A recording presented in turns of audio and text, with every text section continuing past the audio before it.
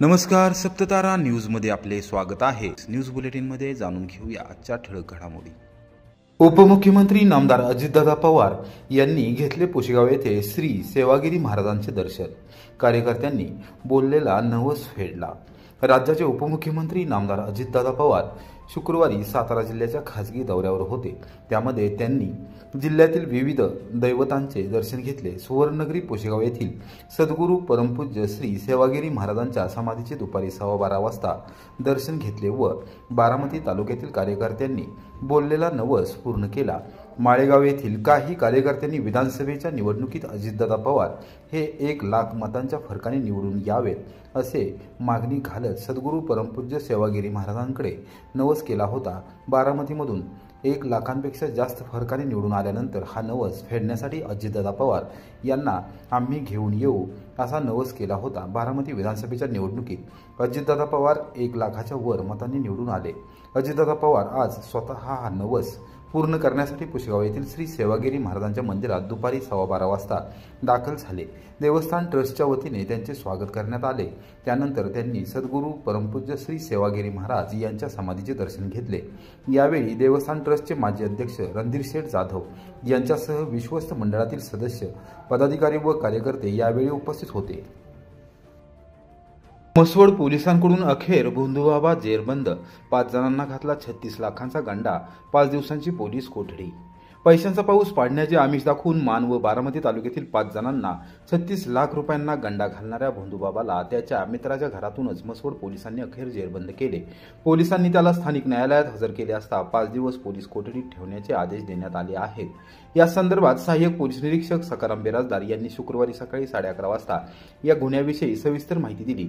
मंगेश भागवत, राहणार इंदापूर, जिल्हा पुणे असे जेरबंद केलेल्या भोंदूबाबाचे नाव आहे, तर सर्जेराव वाघमारे, राहणार म्हसवड, तालुका मान हा अद्याप फरार असून पोलिसांची पथके त्याच्या शोधासाठी रवाना झाली आहे। इंदापूर येथील मंगेश भागवत व म्हसवड येथील सर्जेराव वाघमारे यांनी देवापूर येथील कांता बनसोडे यांच्यासह 5 जणांना पैशांचा पाऊस पाडून 36 कोटी रुपये मिळवून देण्याचे आमिष दाखवले। यासाठी संशयित भोंदूबाबा व त्यांच्या सहकार्याने 5 जणांची फसवणूक करून 36 लाखांना गंडा घातला होता। याबाबत कांता बनसोडे यांनी तक्रार दाखल केली होती। त्या अनुषंगाने अंधश्रद्धा निर्मूलन समितीचे डॉक्टर हमीद दाभोळकर व प्रशांत पोद्दार यांनी संबंधित भोंदूबाबावर तातडीने कारवाई करण्याची मागणीही केली होती। आधुनिक व विज्ञानाच्या युगात ही अंधश्रद्धेतून भोंदूबाबाने अनेकांना गंडा घातल्याचे लक्षात येताच तपास वेगाने सुरू करण्यात आला होता। संबंधित भोंदूबाबा मोबाईल बंद ठेवून पोलिसांना वारंवार चकवा देत होता। भोंदूबाबाला अटक करण्याचे पोलिसांसमोर आव्हान उभे होते। तो वास्तव्यास असलेल्या ठिकाणी अनेकदा साध्या गणवेशात जाऊन पोलिसांनी रेखी देखील केली होती। रात्री अपरात्रीही पोलीस त्याच्या मागावर होते। अशातच भोंदूबाबा एका शेतातील सुनसान ठिकाणी मित्राच्या घरी वास्तव्यास असल्याची माहिती मिळाली। पोलिसांनी तेथे धाड टाकून भोंदूबाबाच्या मुसक्या आवळल्या। या भोंदूबाबाला न्यायालयासमोर उभे केले असता न्यायालयाने 21 जानेवारीपर्यंत पोलीस कोठडी सुनावली आहे, असेही बिराजदार यांनी सांगितले।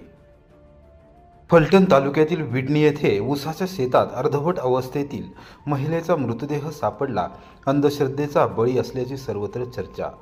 फलटण तालुक्यातील विडणी परिसरातील 25 फाटा येथील ऊसाच्या शेतात एका अनोळखी महिलेचा अर्धवट अवस्थेत मृतदेह आढळून आला आहे।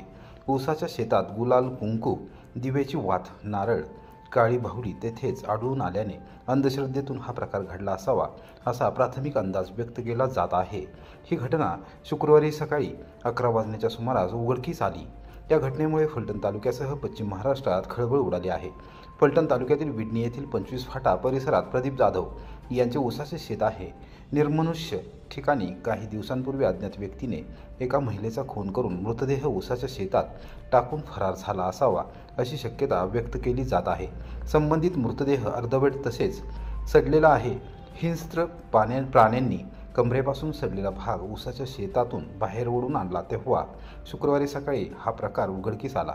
पोलीस पाटील शीतल नेरकर यांनी घटनेची माहिती फलटण ग्रामीण पोलिसांना दिली। त्यानंतर अप्पर पोलीस अधीक्षक वैशाली कडूकर, उपविभागीय अधिकारी राहुल धस, पोलीस निरीक्षक सुनील महाडिक, पोलीस उपनिरीक्षक मचिंद्र पाटील, शिवाजी जायपत्रे, शिवानी नागवडे यांनी घटनास्थळी भेट देऊन परिसरातील ऊसाच्या शेतात बारकाईने पाहणी केली। ऊसाच्या शेतात काही अंतरावर नारळ, गुलाल, महिलेचे केस कापलेले तेलाचा दिवा, काळी फावली, सुरी आढळून आली। त्यामुळे हा प्रकार नरबळी असावा असा प्राथमिक अंदाज व्यक्त केला जात आहे। घटनास्थळाचा फलटण ग्रामीण पोलिसांनी पंचनामा केला आहे। महिलेचे कमरेपासून खालचे धड वेगळे होते, तर कवटी 200-300 मीटर अंतरावर पाण्याच्या पाटात आढळून आली। मधल्या धडाचा पोलीस तपास घेत आहेत। घटनास्थळी प्रचंड पोलीस फौजफाटा तैनात करण्यात आला होता। जवळपास 9 ते 10 एकर ऊसाचे क्षेत्र असून पोलिसांनी मृतदेहाचा बाकीचा भाग इतर पुरावा मिळून येतोय का यासाठी परिसर पिंजून काढला। पुरावा शोधण्यासाठी आसपासच्या ऊस तोडण्यांसाठी संबंधित कारखान्यास सूचना केल्या आहेत। जावळीतील फळणीच्या संजय शेलार खून प्रकरणी पैलवानाला अटक, स्थानिक गुन्हे शाखेची कारवाई। जावळी तालुक्यातील फळणी येथील संजय गणपत शेलार वय 32 यांच्या खून प्रकरणी रामचंद्र तुकाराम दुबळे वय 38 राहणार सैदापूर तालुका सातारा याला स्थानिक गुन्हे शाखेच्या पथकाने गुरुवारी रात्री उशिरा 9:30 वाजता अटक केली।